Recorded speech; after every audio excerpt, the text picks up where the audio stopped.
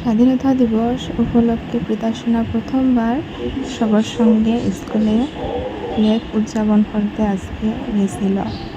তো